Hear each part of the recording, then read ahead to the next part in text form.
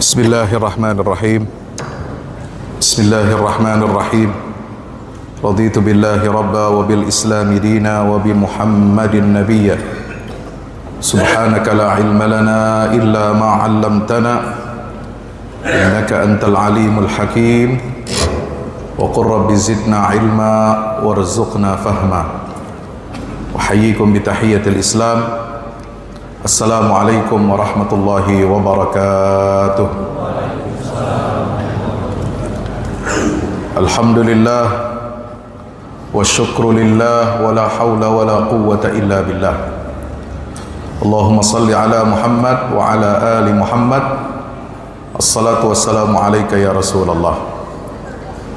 Hadirin hadirat jamaah Masjid Muhammadiyah Al-Jihad yang insyaallah mudah-mudahan kita semua dirahmati oleh Allah Subhanahu wa ta'ala.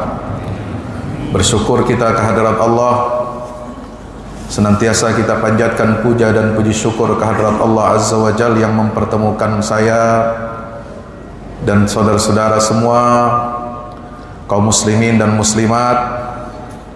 Alhamdulillah pada malam hari ini saya dapat bersilaturahim, bertatap muka pertama kalinya di Masjid Percontohan Nasional, masjid unggulan yang insya Allah mudah-mudahan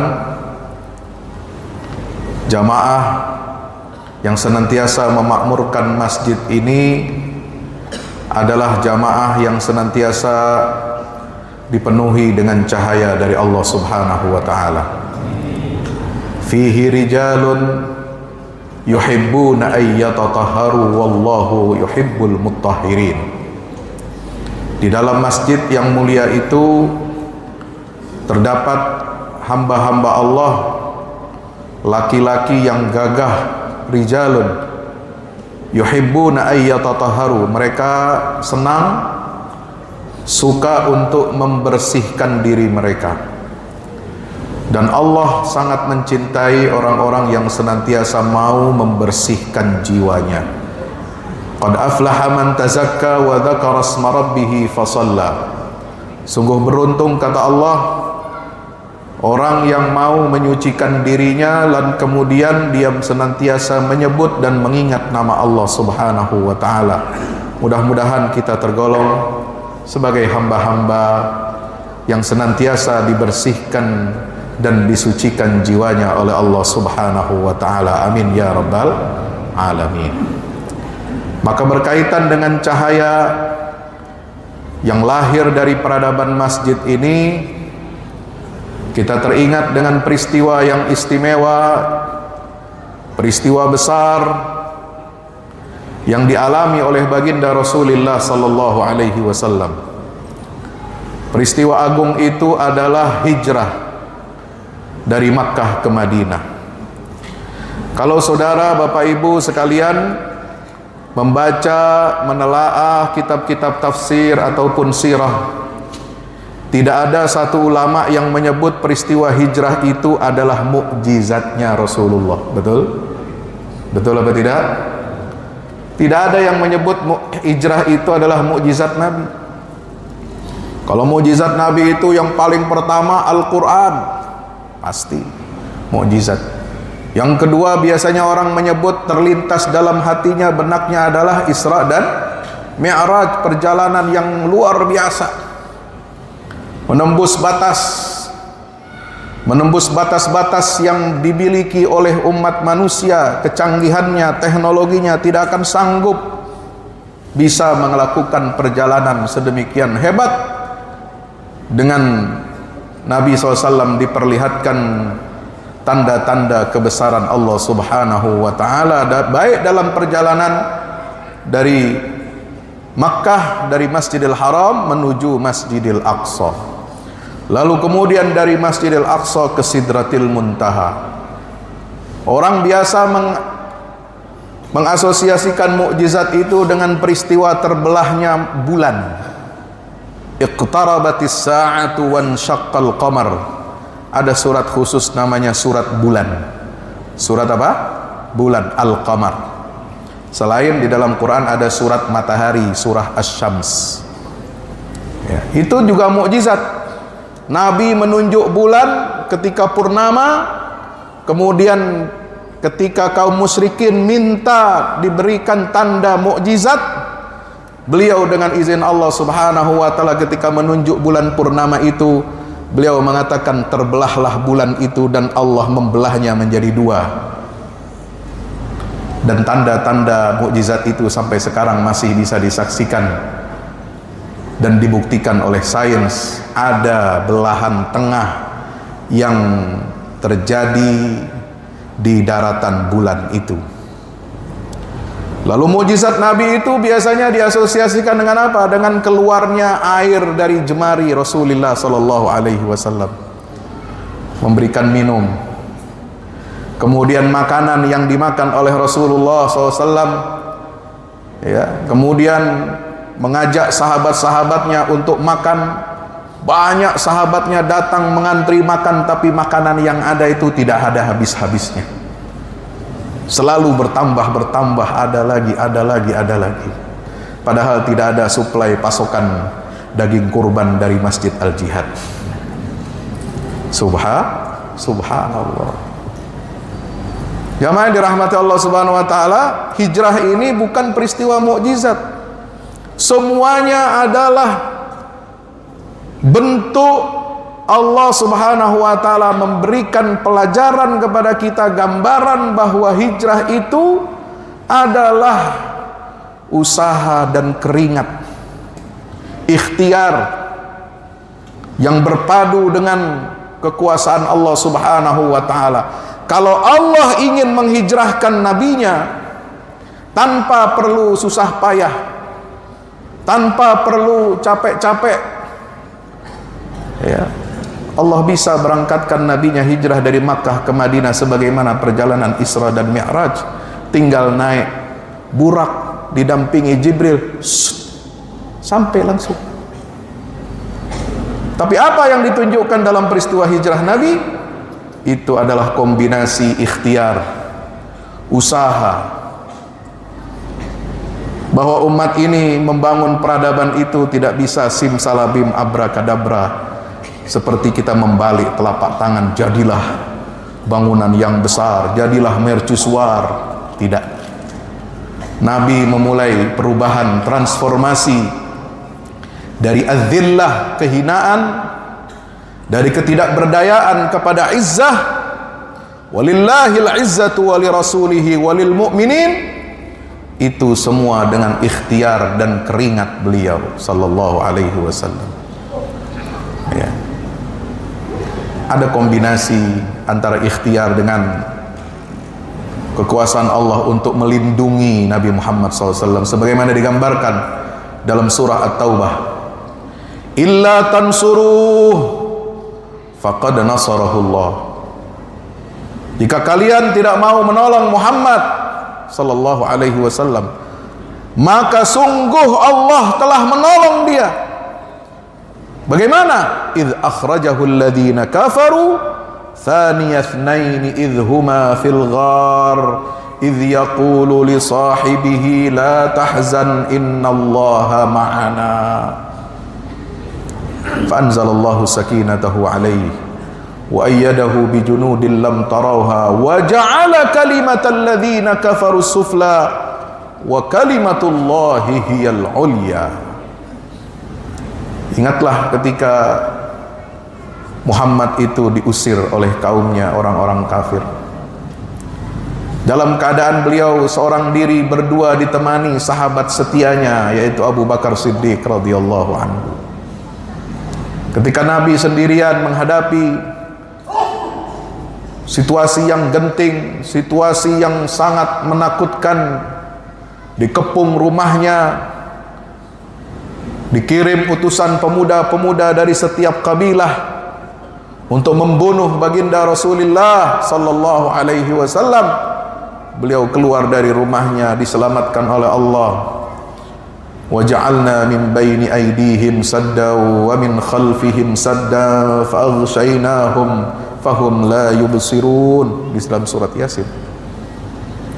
Siapa yang diminta untuk menemani Rasulullah untuk hijrah? Dia adalah sosok Sayyidina Abu Bakar Siddiq radhiyallahu anhu, yang disebut di dalam Al-Quran sebagai sahibi, temannya. Idh yaqulu li sahibihi, ketika itu beliau berkata kepada temannya, sahabatnya. Di mana beliau mengucapkan kalimat yang istimewa ini, yang meneguhkan dan menenangkan hati Abu Bakar yang guncang, ketakutan. Kenapa? Karena kaum musyrikin sudah berada di atas mulut gua tempat mereka berdua sembunyi.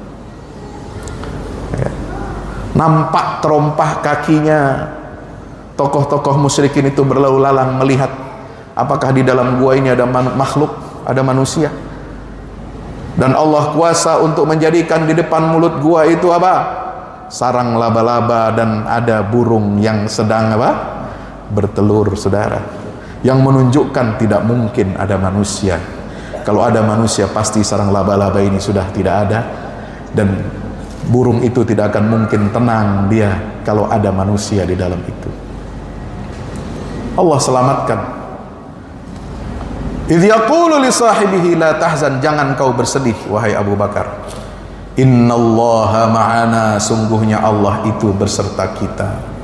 Allah akan selalu membersamai hamba-hambanya yang berjuang di jalannya, sebagaimana Allah membersamai Nabi Musa alaihissalam untuk mengeluarkan Bani Israel dari negeri Mesir, dari penindasan Fir'aun laknatullah alaih. Ya. Falamma tara al-jam'an qala ashabu Musa inna lamudrakun. Ketika dua kekuatan ini saling bertatap pandang, melihat satu sama lain, Bani Israel yang jumlahnya 300.000 akan menyeberang sungai, menyeberang lautan, mohon maaf, yang sudah dibelah oleh Allah Subhanahu wa taala dengan apa? Dengan ditancapkannya tongkat Nabi Fir'aun.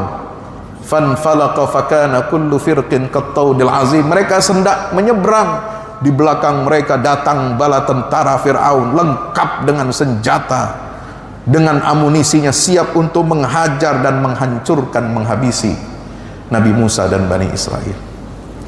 Tidak ada harapan bagi mereka. Tetapi Nabi Musa alaihi salatu wassalam mengatakan apa? Ketika ashabu Musa, pengikut Nabi Musa berkata, inna lamudrakun, wahai Musa, habis kita pasti akan binasa, dan kita akan disusul, akan dibunuh oleh bala tentara yang ada di belakang itu. Tapi apa jawab Musa? Qala kalla, sekali-kali tidak. Inna ma'iya rabbi sayahdin, karena bersamaku ada Allah Tuhanku yang memberi jalan petunjuk, jalan keluar dari kesulitan ini. Maka terbelahlah lautan itu menjadi dua, dan Bani Israel bisa menyeberang selamat. Ya. Dan ketika disusul oleh Fir'aun dan bala tentaranya masuk ke dalam jalan yang telah dilalui oleh Bani Israel, laut yang tadinya kering terbelah menjadi dua, lalu kemudian menyatu kembali dan menenggelamkan, menghancurkan bala tentara Fir'aun. Allahu Akbar walillahil hamd. Nah, itulah yang dihadapi oleh Nabi kita Muhammad SAW. Lalu kemudian beliau selamat dalam hijrah. Beliau menggunakan jasa banyak orang. Ada jasanya Asma binti Abi Bakar, ada jasanya Abdullah bin Abi Bakar, ada jasanya Abdullah bin Uraiqid, seorang musyrik yang disewa oleh Nabi SAW untuk menunjuki jalan beliau, melewati jalan yang tidak biasa dilalui oleh para kafilah dagang dari Makkah ke Madinah. Semua adalah upaya dan ikhtiar strategi dari manusia yang agung, yaitu baginda Rasul sallallahu alaihi wasallam. Maka itu jamaah dirahmati Allah, Nabi dikejar-kejar Nabi terusir, Nabi bersembunyi di dalam gua. Apa sebabnya? Karena beliau diutus oleh Allah untuk menyebarkan dan menegakkan dakwah tauhid. La ilaha illallah. La ma'buda illallah. La khaliqa illallah. La raziqa illallah. Tidak ada Tuhan yang berhak disembah kecuali Allah. Tidak ada Tuhan yang benar sebagai pencipta kecuali Allah. Tidak ada yang memberi rizki, memberi hidayah, memberi kita petunjuk kecuali hanya Allah subhanahu wa ta'ala. Itu satu-satunya alasan mereka memerangi dan ingin membunuh Rasulullah SAW. Maka mereka mengejar Nabi. Nabi dikejar-kejar masuk ke dalam gua sempit itu bukan karena beliau maling, bukan karena dikejar-kejar KPK, ya, enggak. Nabi itu dikejar-kejar orang musyrikin bukan karena beliau menyelewengkan dana uang orang Mekah. Harta orang Mekah itu biasa dititipkan kepada baginda Rasulullah SAW. Rumah beliau itu dipenuhi dengan apa? Barang-barang titipan. Kalau sekarang saudara tahu di dalam bank-bank itu ada safe deposit box, tempat kita nitip barang berharga. Ada surat tanah, ada surat jual beli emas, ada emas berlian, ada emas batangan. Yang penting jangan emas bohongan. Ya. Kalau surat nikah disimpan di mana, Pak? Cukup di rumah ya, tidak perlu di bank ya. Nah, Bapak Ibu yang dirahmati Allah Subhanahu wa taala, Nabi itu dikejar itu karena dakwah. Ya, bukan karena beliau maling, bukan karena beliau menggelapkan uang. Ya. Maka kita harus muhasabah, sedih melihat perilaku kita sebagai umat Rasulullah sallallahu alaihi wasallam. Ya. Nabi dulu berjuang untuk sampaikan hidayah ini kepada kita, tapi kita setelah menerima hidayah itu, kita kemudian banyak yang berpaling dari hidayah. Kita banyak kemudian bergeser, kemudian tidak komitmen, tidak istiqamah dalam keimanan dan keislaman kita. Beberapa hari sebelumnya masih pakai pakaian putih, pakai pakaian ihram. Labbaik Allahumma labbaik, labbaik la syarika laka labbaik, innal hamda wan ni'mata laka wal mulk la syarika lak. Pulang setelah itu sampai di Indonesia 2 hari kemudian berikut berubah bajunya jadi pakai baju rompi warna pink. La haula wala quwwata illa billah. Jauh bedanya warna putih pakaian ihram, lambang kesucian, dengan rompi warna pink, Pak. Betul? Muslim. Banyak perilaku kita ini yang mencoreng nama Islam, mencoreng nama Nabi Muhammad sallallahu alaihi wasallam. Ya.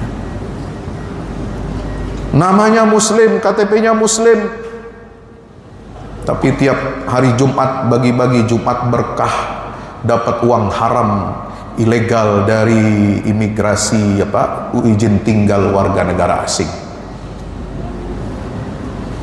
Kalau Masjid Al Jihad hari Jumat ngapain, Pak? Bagi-bagi nasi? Makan bersama?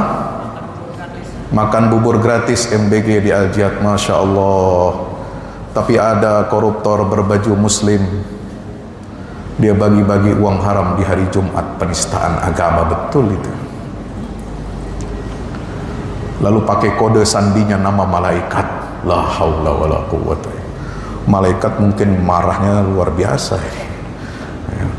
Kata malaikat, kapan saya disuruh cabut nyawa orang ini? Kapan saya suruh siksa orang ini ya? Inna lillahi wa inna ilaihi raji'un. Maka kita harus bermuhasabah, hijrah. Kualitas baik dan buruknya negara kita ini bergantung kepada kualitas baik dan buruknya umat Islam. Umat yang membawa nama besar agama Allah, yang telah disempurnakan pada hari Arafah tanggal 9 Zulhijjah. Al-yawma akmaltu lakum dinakum wa atmamtu alaikum ni'mati wa raditu lakumul Islam madina. Hari ini kata Allah, aku telah sempurnakan agama untuk kamu, dan aku sempurnakan nikmatku untuk kamu. Apa bedanya akmaltu dengan atmamtu? Kalau akmaltu itu sempurna, yang paripurna, tidak ada lagi, tidak ada duanya, dan tidak ada lagi kesempurnaan setelah sempurnanya agama Islam itu. Maka Islam itu bukan agama budaya yang bisa ditambah-tambah, dirubah-rubah. Islam adalah agama wahyu yang paten, yang tidak bisa kita otak-atik sesuai dengan kehendak hati kita. Lalu kemudian atmamtu alaikum ni'mati, sempurnakan nikmatku. Artinya apa? Allah setiap saat sempurnakan nikmatnya untuk hamba. Nikmat hidup, nikmat sehat, nikmat makan, nikmat minum, nikmat bisa bekerja, nikmat cari nafkah halal, nikmat keluarga, nikmat momong cucu, nikmat anak lulus sekolah, Masya Allah. Tapi nikmat itu ya tidak sempurna. Dia besok akan ada nikmat yang baru lagi, akan ada nikmat-nikmat yang belum pernah kita hitung sebelumnya. Maka itulah atmamtu alaikum ni'mati. Dan yang paling istimewa adalah Allah menyatakan wa raditu lakumul Islam madina. Aku, kata Allah, telah ridhoi Islam ini sebagai agama untuk kalian. Itulah isi daripada surah Al-Maidah ayat 3, yang merupakan deklarasi kesempurnaan agama Islam ini dari Allah, yang Allah turunkan pada hari Arafah saat Nabi menyampaikan khutbatul wada'nya di haji pada tahun 10 Hijrah, sebelum beberapa bulan sebelum Rasulullah SAW wafat. Ya. Bapak Ibu dirahmati Allah, maka kita punya kewajiban moral, kewajiban yang berat untuk menjaga agama Islam ini, mengemban amanah Islam ini. Ya, kita harus jadi contoh teladan bagi seluruh umat manusia, teladan dalam bertauhid, teladan dalam keimanan, teladan dalam ibadah kepada Allah. Karena manusia dunia ini sangat memerlukan Islam sebagai solusi bagi kehidupan manusia yang carut marut. Carut marut ini istilah yang diadaptasi dalam bahasa Indonesia, diambil dari bahasa Al-Quran, Harut dan Marut. Itu. Ya, carut marut. Ya, itu Harut wa Marut, surat Al-Baqarah. Nah, ada lagi istilah dalam bahasa Indonesia itu kalang kabut. Wah, kita panik kalang kabut. Nah, itu dari bahasa Al-Quran, kamathalil angkabut ittakhadat baita wa inna auhanal buyut labaitul angkabut. Ya, rumah sarang laba-laba itu adalah rumah yang paling apa? Yang paling lemah, ya, yang paling rapuh. Itulah tanda bahwa orang-orang yang senantiasa memusyrikkan Allah, mereka yang membangun peradaban di atas muka bumi ini dengan dasar kemusyrikan, atas dasar kekufuran, peradaban yang mereka bangun itu sesungguhnya adalah peradaban yang rapuh seperti rapuhnya sarang laba-laba. Maka hadirin rahmati Allah, visi kita sebagai umat Rasulullah SAW adalah kita harus membangun peradaban khairu ummah. Kuntum khaira ummatin ukhrijat linnas ta'muruna bil ma'ruf wa tanhauna 'anil munkari wa tu'minuna billah. Surat Ali Imran ayat 110. Ya. Peradaban khairu ummah ini yang dibangun oleh Nabi SAW setelah beliau hijrah dari Makkah ke Madinah, 3 pilarnya, yaitu amar ma'ruf, menyuruh kepada yang ma'ruf, mencerahkan dan memajukan dakwah. Yang kedua adalah an-nahyu 'anil munkar, menjaga ketahanan moral, mencegah orang dari perbuatan-perbuatan yang mungkar. Dan yang ketiga adalah wa tu'minuna billah, beriman kepada Allah menjadi pondasi tauhid kita menjadi kuat, insya Allah. Peradaban khairu ummah ini di dalam Al-Quran adalah antitesa atau lawan dari peradaban-peradaban sebelumnya, umat sebelumnya yang menjadi cermin bagi kita ketika mereka gagal menjalankan misi kekhalifahan dari Allah Subhanahu wa taala. Ya. Kalau kita lihat Bapak Ibu yang rahmati Allah, surat Al-Baqarah. Surat Al-Baqarah ini surat pertama yang turun di Madinah setelah Nabi hijrah, ya. Kita baca di awal surat Al-Baqarah, di juz yang pertama itu sudah menggambarkan bagaimana peradaban Islam yang harus dibangun oleh Rasulullah dan umatnya, yaitu peradaban yang berbasis kepada amanah, ya, tugas dari Allah berupa kekhilafahan di atas muka bumi ini. Makanya ayat-ayat yang pertama di ayat 30 digambarkan wa idz qala rabbuka lil malaikati inni ja'ilun fil ardi khalifah. Manusia dijadikan Allah sebagai khalifah dan umat Islam harus menjadi khalifah yang amanah untuk membangun dunia ini berdasarkan nilai-nilai syariat Allah Subhanahu wa taala. Tapi khilafahnya Nabi Adam masih permulaan, masih prototip, belum ada contoh peradaban yang dibangun dengan megah, dengan sukses. Lalu kemudian Allah mencontohkan peradaban manusia yang gagal mengemban amanah risalah. Maka setelah kisah Nabi Adam alaihi salam, 10 ayat setelah itu, di ayat yang ke-40 Allah Ta'ala berfirman tentang apa? Kisah Bani Israel dari ayat 40 sampai ayat 120 alias 80 ayat di surat Al-Baqarah itu berkisah tentang penyimpangan-penyimpangan Bani Israel. Ya. Baru setelah 122, 123 ayat itu Allah Subhanahu wa taala sebutkan kisah tentang Nabi Ibrahim alaihissalam. Ya, kenapa dibalik? Bukankah Bani Israel itu keturunannya Nabi Ibrahim? Pertanyaannya.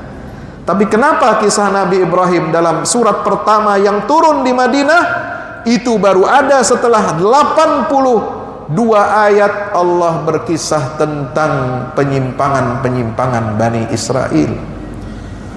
Allah ingin memberikan petunjuk kepada kita umat Nabi Muhammad SAW agar kita waspada terhadap penyimpangan-penyimpangan dalam beragama, terutama yang dipraktekkan oleh Bani Israel. Apa penyimpangan agama Bani Israel? 2. Itu yang ada disimpulkan secara padat, singkat di dalam surat Al-Fatihah yang sering kita baca.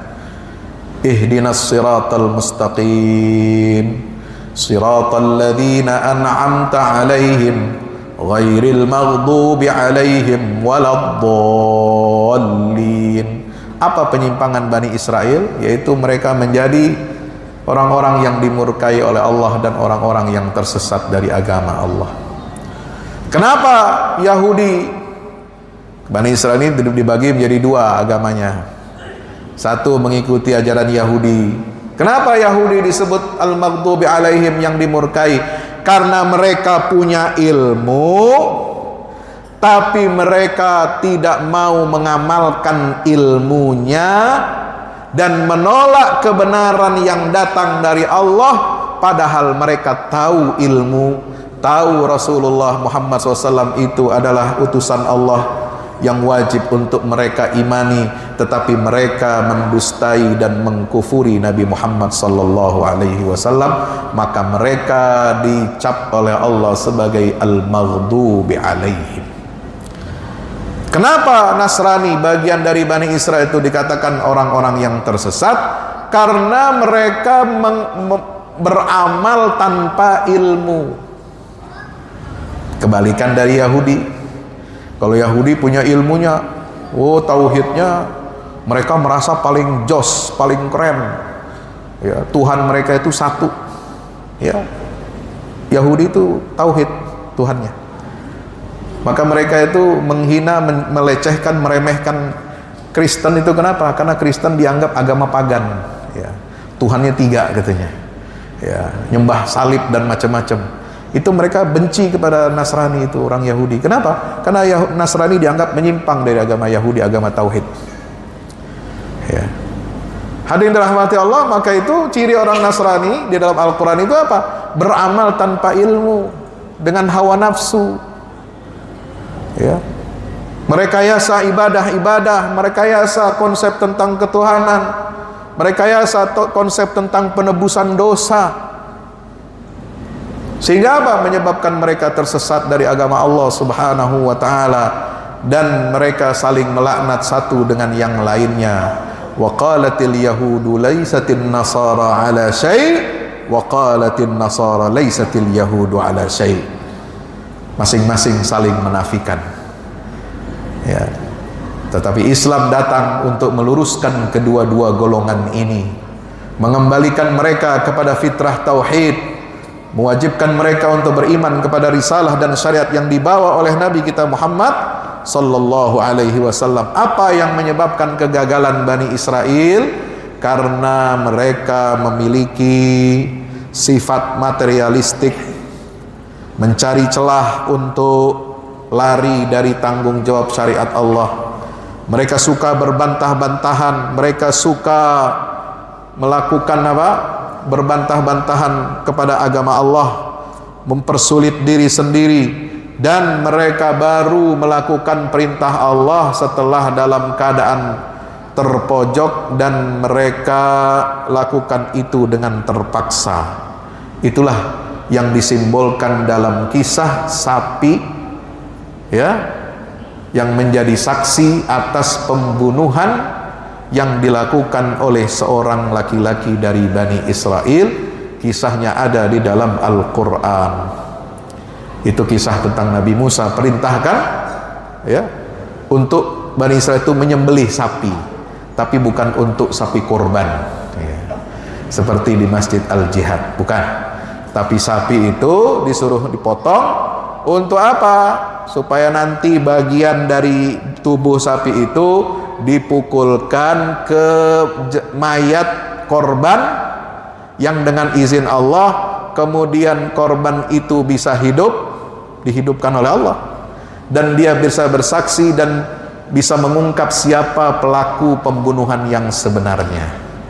Itu kisah tentang sapi. Antadbahu baqarah, ya kan? Wah, lalu dijawab oleh Bani Israel, bantah-bantah. Oh, warnanya apa? Tingginya seperti apa? Ada bintik bercak-bercaknya apa enggak? Warnanya, umurnya berapa? Kebanyakan tanya. Ya. Kalau sudah disuruh perintah potong sapi, ya potong saja. Yang penting sudah sesuai dengan syarat kelayakan gitu. Nah, itulah kegagalannya Bani Israel dalam mengemban khilafah dari Allah. Maka Allah kemudian kembalikan asal Bani Israel ini kepada asal tauhidnya yang murni, sebagaimana yang dibawa oleh Nabiullah Ibrahim alaihi salam. Wa idzibtala Ibrahim rabbuhu bikalimatin fa'atammahun qala inni ja'iluka lin-nasi imama qala wa min dzurriyyati qala la yanalu ahdiyaz zalimin. Surat Al-Baqarah ayat berapa? 125. Insyaallah, ya. Hadirin dirahmati Allah, maka itulah Nabi Ibrahim ini penting dalam sejarah Islam. Ya, jangan sampai anak cucu kita tidak tahu kisah, tidak tahu sirah perjalanan Nabi Ibrahim alaihissalam. Maka itu diabadikan oleh Allah dengan syariat ibadah kurban dan ibadah haji. Baru kita selesai melaksanakan rangkaian-rangkaian ibadah kurban, dan saudara-saudara kita juga baru selesai melaksanakan ibadah haji yang menjadi warisan peninggalan dari syariat Nabiullah Ibrahim alaihi salam. Maka kalau kita ingin membangun peradaban hijrah, kita harus hijrah sebagaimana hijrahnya Nabi Ibrahim alaihi salam, ya, berani terasing, dan beliau senantiasa membawa keberkahan dimanapun beliau melangkahkan kaki dan menjejakkan kakinya dimanapun beliau itu selalu dilibatkan oleh Allah dalam proyek-proyek besar. Makanya ketika beliau lulus dalam semua ujian, maka Allah pilih Nabi Ibrahim itu sebagai inni ja'iluka linnasi imama, dan telapak kaki bekas beliau berpijak membangun pondasi Ka'bah itu diabadikan oleh Allah Subhanahu wa taala, wattakhidhu mim maqami Ibrahim musalla. Apa kuncinya?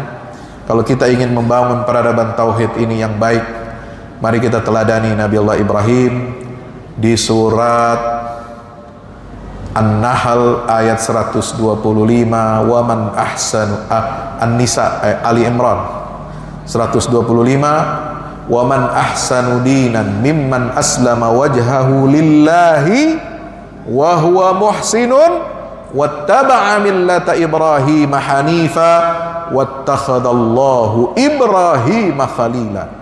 Allah menjadikan Ibrahim sebagai kekasihnya, Khalilullah, Khalilur Rahman. Itu karena 3 sebab dalam ayat yang disebutkan tadi. Yang pertama, karena beliau itu Ibrahim aslama wajhahu lillah, senantiasa apa? Menyerahkan orientasi dirinya hanya ikut kepada Allah, memasrahkan hidupnya hanya untuk Allah. Aslama wajhahu lillah, orientasi hidupnya semua untuk Allah, nggak ada yang lain. Yang kedua, wa huwa muhsin, Nabi Ibrahim itu memiliki kualitas ihsan, orang yang berbuat baik, berprestasi dalam kerja nyata, dalam kehidupan sosial. Beliau selalu berbuat ihsan kepada semua manusia tanpa pandang bulu, siapapun dilayani. Beliau membangun umat, membangun dakwah ini luar biasa, memiliki prestasi-prestasi. Itulah ihsan. Dan yang ketiga adalah wattaba'a millata Ibrahim hanifa, mengikuti agama Ibrahim yang hanif. Mudah-mudahan kita semua jamaah yang istiqomah di Masjid Al-Jihad Muhammadiyah ini, mudah-mudahan kita bisa meneladani akhlak dan kepribadian Nabi Ibrahim alaihi salam, dan juga akhlak serta kepribadian Nabi kita Muhammad sallallahu alaihi wasallam, dengan menjalankan syariat Allah secara murni, menegakkan Al-Quran, menegakkan sunnah Nabi kita Muhammad sallallahu alaihi wasallam dalam kehidupan kita sehari-hari, dalam kehidupan pribadi kita, keluarga kita, masyarakat kita, juga dalam kehidupan berbangsa dan bernegara kita, insya Allah. Demikian yang ada saya sampaikan.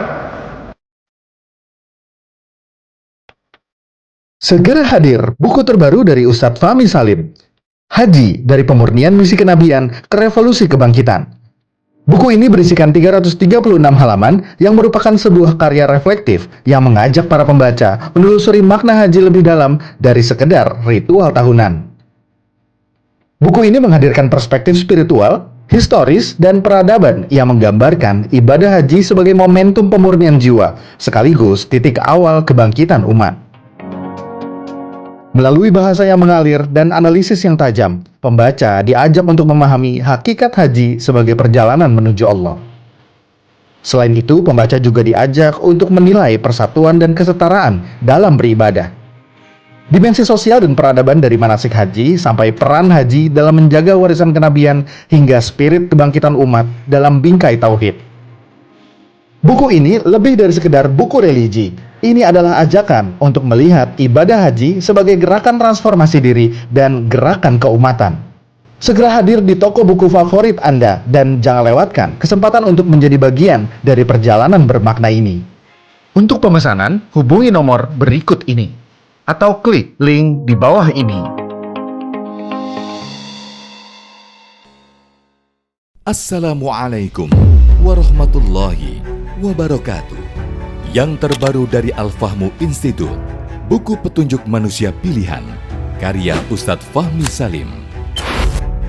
Dari keseluruhan jumlah ayat-ayat Al-Quran, sekitar sepertiganya adalah berupa kisah-kisah. Hal ini menjadi dalil yang sangat jelas tentang pentingnya sebuah kisah. Andaikan kisah ini tidak penting, tidak mungkin menempati porsi yang banyak di dalam Al-Quran ini. Kisah Al-Quran mempunyai keistimewaan yang membedakan dengan kisah-kisah lainnya, seperti kisah sejarah ataupun fiksi. Sesungguhnya, kisah-kisah Al-Quran sumbernya adalah Al-Quran itu sendiri. Kisah Al-Quran adalah kisah yang mempunyai target, yaitu target agama dan akhlak. Sesungguhnya sumber yang menjadi rujukan asal kejadian-kejadian di dalam kisah-kisah Al-Quran dan para tokohnya adalah berasal dari alam dunia dan sejarahnya. Kisah Al-Quran adalah kisah nyata yang tidak ada khayalan atau fiksi di dalamnya. Tidak ada kepalsuan dan tidak ada mitos, serta tidak ada kode tertentu. Ini dikarenakan kandungan kebenaran yang terdapat di dalam sebuah kisah Al-Quran mengenai alam semesta dan tabiat jiwa manusia, serta kisah-kisah umat manusia semuanya itu adalah kebenaran yang valid, baik secara keilmuan maupun sejarahnya. Objek dari kisah Al-Quran adalah manusia, karena manusia merupakan tujuan utama dari adanya sebuah risalah, perintah dan larangan secara umum. Manusia itu adalah penerus dan penerima apa-apa yang terdapat di dalam Al-Quran. Kisah Al-Quran itu bukan hanya pemaparan tentang kebenaran sebuah sejarah saja, melainkan juga ada, terutama berfokus kepada sisi ibroh atau pelajarannya. Sungguh, Al-Quran diakui tidak hanya mukjizat dari segi sumber keilahiannya atau sisi kesastraannya yang indah, informasi ilmiah sainsnya yang tepat, informasi kabar gaib terdahulu dan yang akan datang, dan aspek syariatnya saja. Mukjizat Al-Quran juga berupa solusi-solusi praktis masalah kehidupan, seperti tergambarkan dalam kisah-kisah petunjuk manusia pilihan yang menjadi utusan-utusan Allah. Petunjuk manusia pilihan sudah seharusnya menjadi pemandu dan penerang jalan agar Indonesia dan dunia keseluruhan segera terentaskan keluar dari berbagai kegelapan hidup menuju cahaya peradaban yang unggul gemilang, bersendikan tauhid yang kokoh sepanjang masa. Dikemas dengan tuturan yang mengalir, bercerita tanpa menggurui, petunjuk manusia pilihan bisa menjadi khasanah di setiap keluarga untuk memetik pelajaran dari kisah-kisah manusia terdahulu, dan pelajaran itu berkaitan erat dengan kehidupan kita masa sekarang. Dapatkan segera. Wassalamualaikum warahmatullahi wabarakatuh.